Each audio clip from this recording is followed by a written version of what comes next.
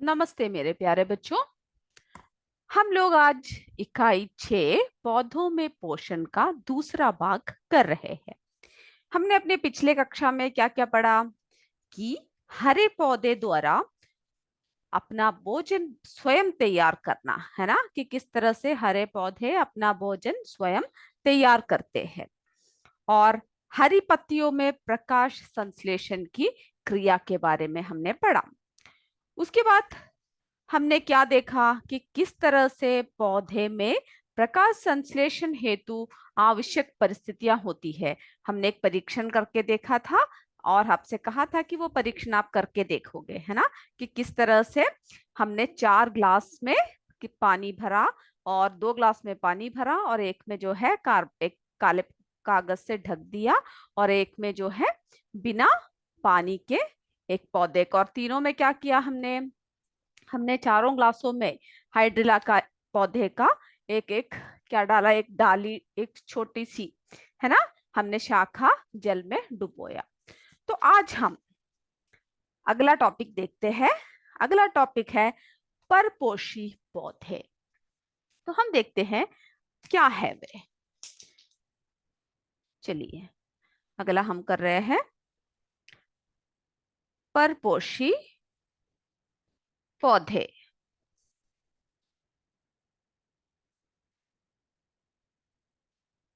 चलिए, तो आप क्या समझते हैं इससे। आपको पता है ना कि हमारे चारों ओर बहुत सारे पेड़ पौधे हैं।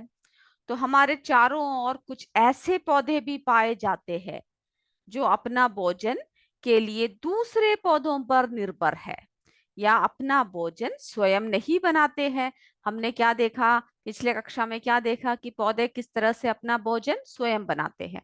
पर ऐसे कुछ पौधे भी है जो अपना भोजन स्वयं नहीं बनाते, है ना, जो अपना भोजन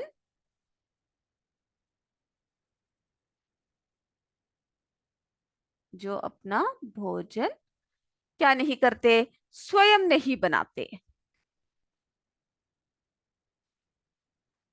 स्वयं नहीं बनाते।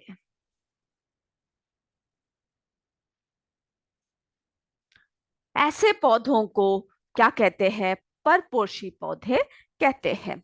तो हम लोग देखते हैं ये किस तरह के हैं। सबसे पहले जो इसमें आता है वो है मृतोपजीवी।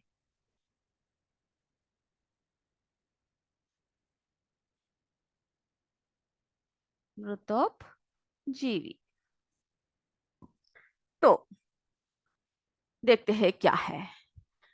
बरसात, आपने देखा होगा कि बरसात के मौसम में, बरसात के दिनों में सड़े गले पदार्थ पर अथवा पुरानी लकड़ी पर क्या होता है, जैसे कि बहुत दिनों से एक लकड़ी कहीं पड़ा हो और आप देखोगे कि उसके ऊपर जो है एक छतरीनुमा आकार, एक आकृति का, है ना, एक छतरीनुमा आकृति को उगे हुए देखते हो ना। यह सफेद या हल्के भूरे रंग के कवक होते हैं। दरअसल आपने देखा है इस तरह से जब बरसात के मौसम होती है, जरा आप बाहर निकल के देखिएगा तो आप क्या देखोगे, एक छतरीनुमा कई कई जगह पर है, क्या होता है, क्या देखोगे कि एक छतरीनुमा जो है आकृति का। आप सबने मशरूम देखा है, ये देखिए इस तरह के, ये देख रहे हो ना। तो है वो कई बार सफेद रंग के होते हैं, कई बार भूरे रंग के होते हैं। तो दरअसल इन पौधों में पर्णहरिम नहीं पाया जाता, है ना। ये देखिए हरा रंग नहीं है, तो इसमें क्या है, पर्णहरिम नहीं पाया जाता। इस कारण से इसमें प्रकाश संश्लेषण नहीं हो पाता है। तो इनमें क्या हो नहीं हो पाता, प्रकाश संश्लेषण नहीं हो पाता है, ठीक है। अतः ये क्या करते हैं, ये अपना भोजन मृत कार्बनिक पदार्थों से ही प्राप्त करते हैं। यानी ये क्या करते हैं, बाकी पौधों पर या बाकी भी किसी मृत कार्बनिक पदार्थों पर निर्भर रहते हैं। इन पौधों को मृतोपजीवी पौधे कहते हैं। अब उदाहरण के लिए ये देखिए, ये कुकुरमुक्ता है ना, कुकुरमुक्ता, इसमें क्या है, ये मृतोजीवी पौधे हैं। और भी उदाहरण, जैसे कि आपने कभी देखा होगा, ब्रेड अगर ऐसे ही डाल दिया, बहुत दिनों तक पड़ा रहा, तो ब्रेड के ऊपर सब देखिएगा से फंगस ऐसे उगाता है ना, इस तरह से, देखा है आपने कभी? तो जो है, जो ब्रेड मोल्ड, ये सब इसके उदाहरण हैं। तो बरसात के दिनों में नमी की अधिकता के कारण ब्रेड पर क्या लग जाता है, फुफुंद लग जाता है, देख रहे हो ना, फुफुंद लग जाता है। यही ब्रेड मोल्ड या राइजोप्स है। ठीक है, इसे ब्रेड मोल्ड कहते हैं या राइजोप्स कहते हैं। यह मृतोजीवी पौधा है। ये क्या है, असल में क्या है, ये मृतोपजीवी पौधा है तथा ये क्या करता है, नम ब्रेड से अपना भोजन प्राप्त करता है। ये देख रहे हो है ना, ये आपकी किताब में भी एक चित्र दे रखा है, ठीक है, मृतोपजीवी, जिसमें जो है क्या दे रखा है, आप कुकुरमुक्ता है ना, और ब्रेड, देखिए, देख रहे हो ना, इसके ऊपर जो ये लगा हुआ है, ये सब क्या है, ये मृतोपजीवी पौधा है जो अपना भोजन कहाँ से प्राप्त कर रहा है, नम ब्रेड से अपना भोजन प्राप्त कर रहा है। तो जैसे कि जो कुकुरमुक्ता या मशरूम में क्या है, हम लोग, आप सबको पता है ना, मशरूम हम लोग खाते भी है, आपने खाया होगा मशरूम, जो बहुत ही क्या लगता है, बहुत ही टेस्टी लगता है ना। तो मशरूम, ये देखिए, ये जिसे हम लोग क्या बोलते हैं, ये देखिए मशरूम है ना, बहुत अच्छी सब्जियां सब बनती है इसकी, लेकिन जो है जहरीले भी होते हैं और अच्छे भी होते हैं, खाने वाले मशरूम अलग होते हैं। इसमें जो होता है, काफी प्रोटीन प्रचुर मात्रा में पाई जाती है। इस कारण क्या करते हैं, आजकल हर तरफ कृत्रिम रूप से इन्हें उगाया जाता है, कृत्रिम रूप से इन्हें उगाया जाता है और ये बाजार में आसानी से उपलब्ध हो जाता है। और हम लोग क्या करते हैं, इसकी सब्जी के रूप में इसको बड़े चाव से, बहुत टेस्टी रूप में खाते हैं। अगर किसी ने नहीं खाया हो तो आज घर में जाकर पूछिएगा कि मशरूम क्या है, ठीक है। और इसकी सब्जी जो है बहुत ही अच्छी बनती है। तो हमने जो है किसके बारे में अभी बात बात किया है, हमने किसके बारे में बात किया है, मृतोपजीवी के बारे में बात किया, ठीक है। वो जीवी, वो क्या है, जो अपना भोजन स्वयं नहीं बनाते हैं और भोजन के लिए दूसरे पौधों पर निर्भर है, या अपना क्या करते हैं, वो दूसरे पौधों पर निर्भर रहते हैं जो अपना भोजन स्वयं नहीं बनाते हैं। अब जो है अगला देखते हैं, परजीवी क्या है। चलिए अगला देखते हैं, परजीवी।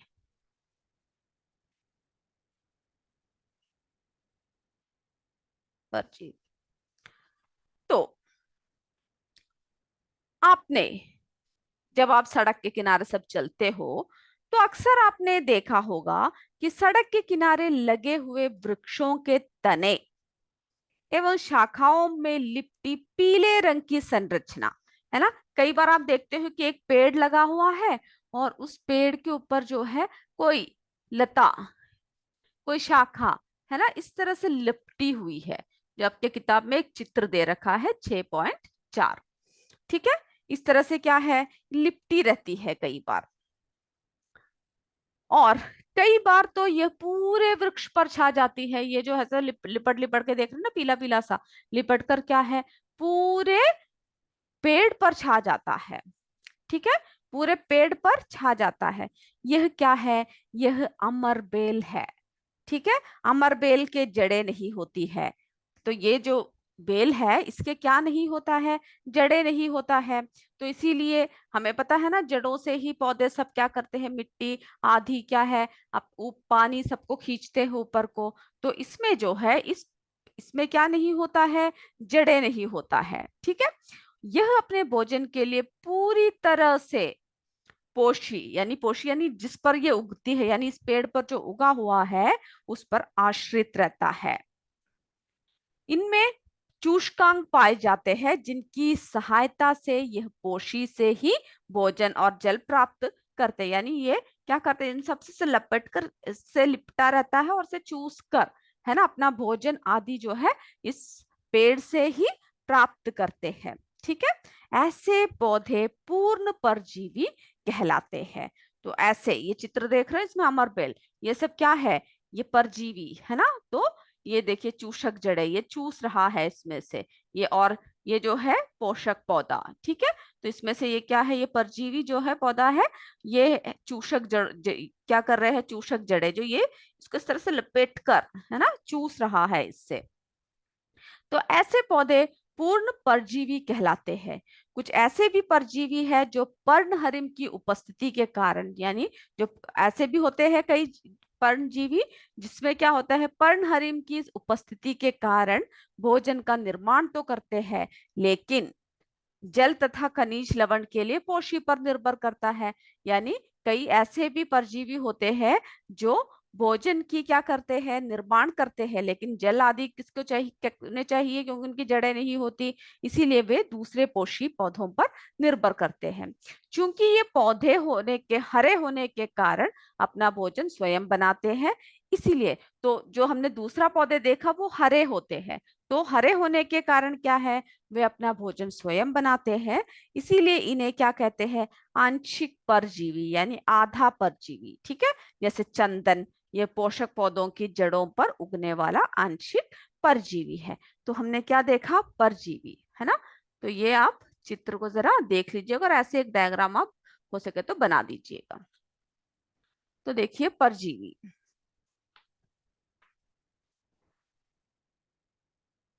तो हमने क्या देखा कि इस तरह के जो क्या होता है कई बार, है ना, जो लिपटी हुई जो शाखाएं होती है, जो हम देखते हैं कि कई बार जो लिपटी हुई पीले रंग की जो संरचना होती है पूरे पेड़ पर छा जाता है, और ये क्या है, हमने क्या कौन सा देखा उसमें, अमरबेल, ठीक है। तो जो पौधे पूरी तरह से किसी भी पेड़ पर निर्भर होते हैं, है ना, पूरी तरह से, पूरी तरह से,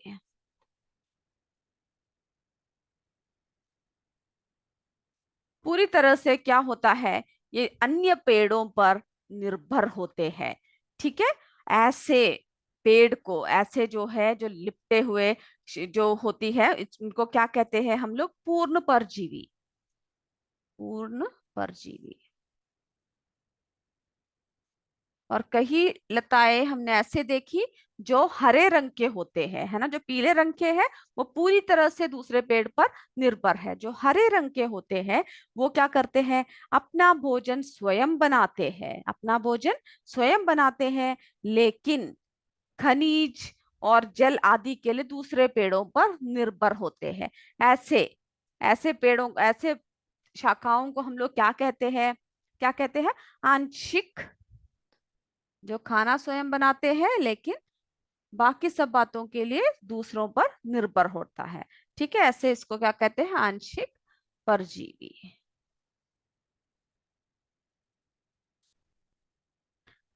जैसे कि हमने उदाहरण बोले चंदन का, जैसे कि चंदन, ठीक है, ये पोषक पौधों की जड़ों पर उगने वाला आंशिक परजीवी है। तो इसमें हमने क्या देखा, इसमें हमने अमरबेल देखा और आंशिक में क्या देखा, चंदन देखा। उसके बाद तो आप देख रहे हो ना कितने तरह तरह के पौधे हैं। अब हम लोग ऐसे कुछ पौधों की चर्चा करते हैं जो साथ साथ इस प्रकार रहते हैं जैसे दोनों को ही लाभ पहुंचे, यानी दोनों पेड़ एक दूसरे की सहायता करते हैं। पौधों का एक दूसरे के साथ ऐसा संबंध सहजीवन कहलाता है, और ऐसे पौधे सहजीवी, तो जो दोनों, ठीक है, दोनों एक दूसरे पर डिपेंडेंट रहते हैं, सहजीवी।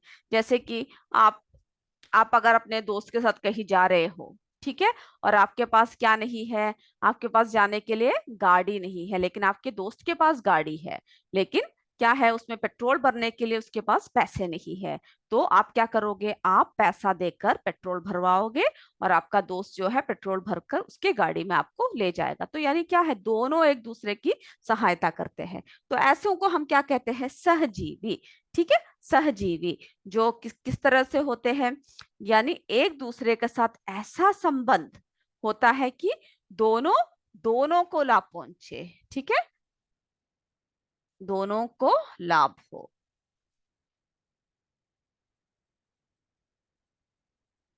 दोनों को लाभ हो। तो ऐसे को हम क्या कहते हैं? सहजीवी, यानी दोनों को फायदा होता है।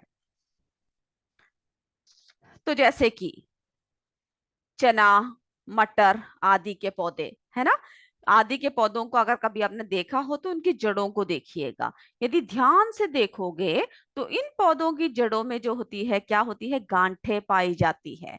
और इन गांठों में राइजोबियम नामक जीवाणु रहते हैं। कौन से जीवाणु रहते हैं? राइजोबियम। चलिए हम मिटा देते हैं।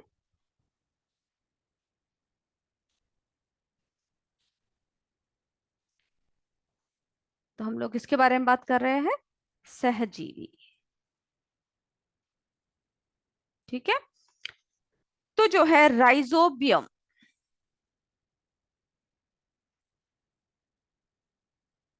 बियम, राइजोबियम नामक क्या है? ये जीवाणु। ठीक है, जीवाणु।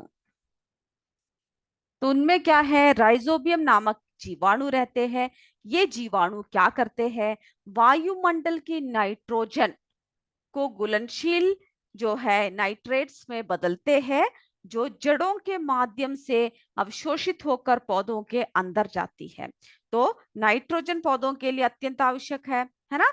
तो वायुमंडल में प्रचुर मात्रा में क्या होता है? बहुत ही प्रचुर मात्रा में होने के बावजूद पौधे इसे सीधे प्राप्त नहीं कर पाते हैं। तो पौधे क्या है, वायुमंडल बहुत होता है लेकिन पौधों को इसे सीधे प्राप्त नहीं कर पाते हैं। तो इस प्रकार इन पौधों की जड़ों में मौजूद, जो इन पौधों की जड़ों में मौजूद ये जीवाणु जो है राइजोबियम, ये क्या करते हैं? ये नाइट्रोजन, है ना, जो उसमें जो पौधों में क्या होता है, जो जीवाणु, जड़ों में मौजूद जीवाणु क्या करते हैं? नाइट्रोजन प्रदान करते हैं। जब किसके बदले क्या मिलता है? बदले में इन्हें जड़ों में रहने का स्थान मिलता है। ठीक है। तो ये जो राइजोबियम नाम का जीवाणु है, ये क्या प्रदान करती है उस पौधों को? नाइट्रोजन प्रदान करती है। और जो है इनको क्या मिलता है? उसमें रहने का जगह, उस पौधों के जड़ों में रहने की जगह मिलती है। ठीक है। और जो है अपने आपकी किताब में ये देखिए, ये चित्र भी दे रखा है, इसको भी हम जरा देख लेते हैं। ठीक है।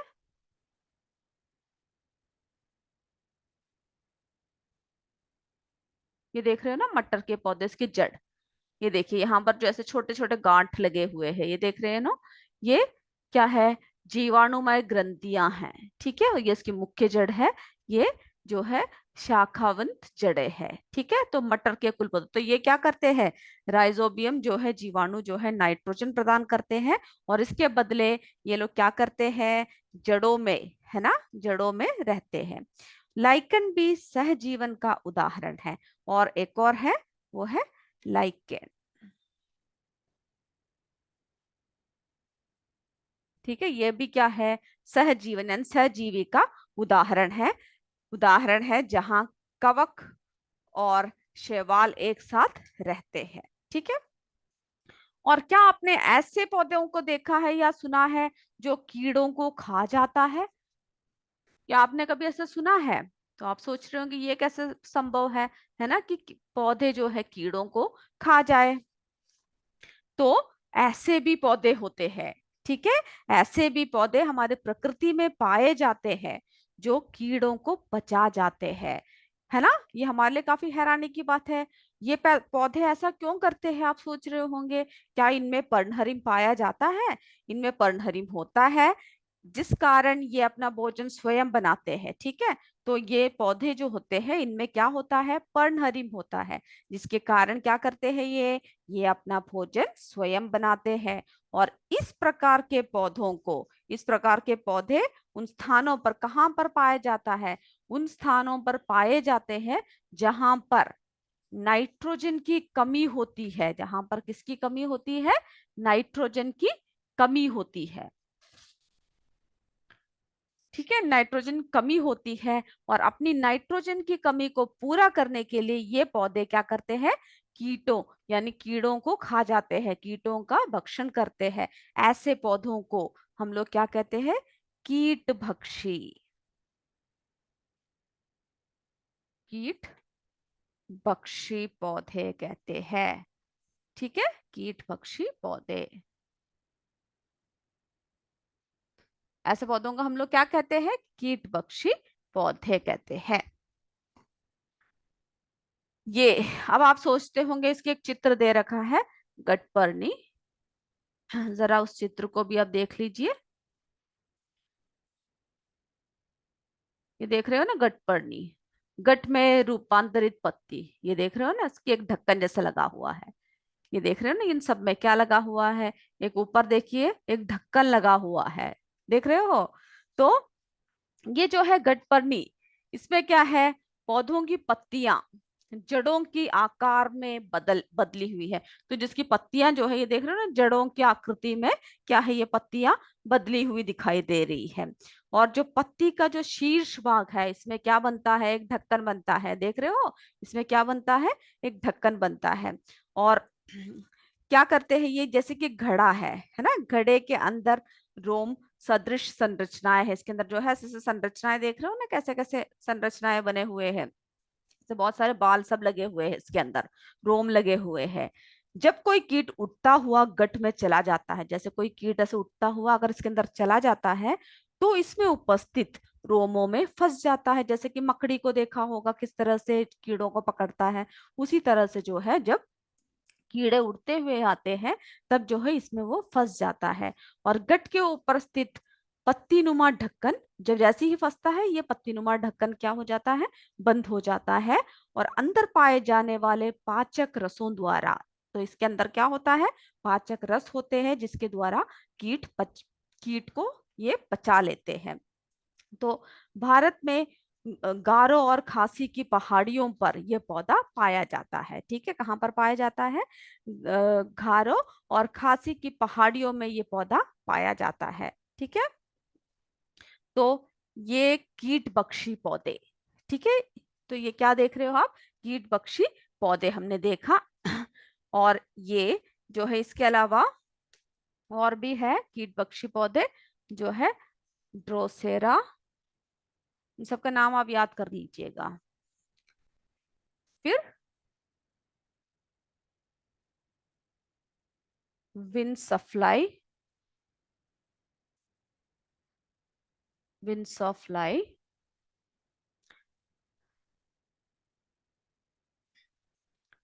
विंडसफ्लाई ट्रैप, विंडसफ्लाई ट्रैप आदि है। ठीक है, ट्रैप आदि क्या है? कीट बख्शी पौधे हैं। तो हमने कीट बख्शी पौधों के बारे में भी बात कर लिया। तो हमने इस पार्ट में क्या क्या चर्चा किया? कि पृथ्वी पर पाए जाने वाले समस्त हरे कैसे होते हैं? स्वपोषी होते हैं। कैसे होते हैं? स्वपोषी होते हैं। समस्त पौधे कैसे होते हैं? स्वपोषी होते हैं। और जीव जंतु प्रत्यक्ष या परोक्ष रूप से अपना भोजन के लिए किस पर आश्रित होते हैं? पौधों पर आश्रित होते हैं। ठीक है, फिर हमने क्या देखा? हरे पौधों द्वारा भोजन बनाने की प्रक्रिया को क्या कहते हैं हम लोग? हरे पौधों द्वारा भोजन बनाने की प्रक्रिया को हम लोग प्रकाश संश्लेषण कहते हैं।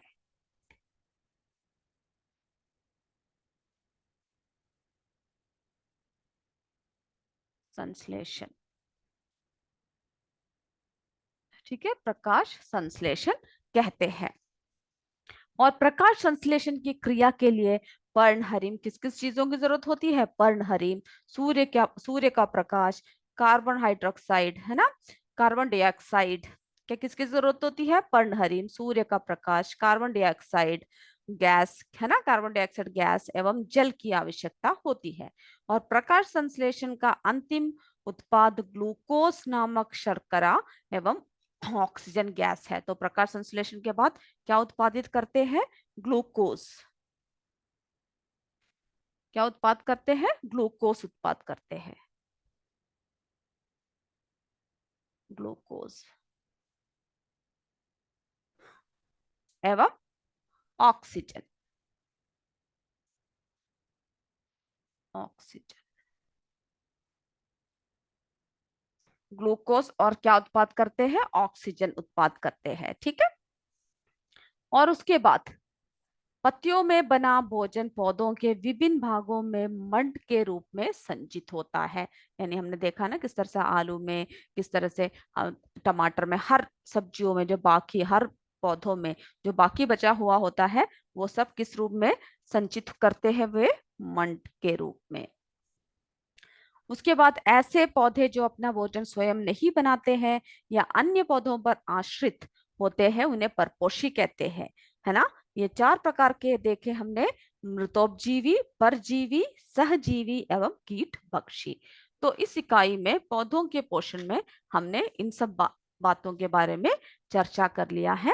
तो आज की कक्षा हम यहीं पर समाप्त करते हैं, और आप इसको अच्छे से पढ़कर आइएगा, और सारे मेन मेन बातों को आप अपने नोटबुक में लिखकर याद कर लीजिएगा, और डायग्रामों को बना लीजिएगा। ठीक है। चित्रों को जितने भी दे रखे हैं सब बनाकर देखिएगा।